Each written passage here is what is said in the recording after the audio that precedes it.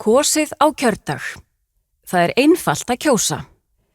Fyrst þarft að vita hvar þú átt að kjósa. Þú finnur þær upplýsingar á kosning.is. Þegar þú kemur á kjörstað finnur þú þína kjördild. Þú gefur þig fram við kjörstjórnina og gerir grein fyrir þér. Kjörstjórnin merkir við nafnið þitt í kjörskránni og afhendir þér kjörseðilinn. Þú ferð inn í kjörklefan og greiðir þar atkvæði. Þú merkir X í ferning fyrir framan svarkostinn sem þú vilt kjósa. Þú mátt ekki nota önnur tákn eða skrifa neitt annað á kjörseðilinn. Það getur valdið því að atkvæðið verði metið ógilt.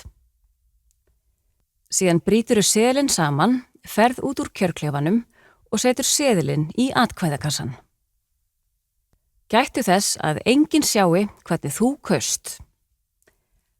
Allar nánari upplýsingar á kosning.is.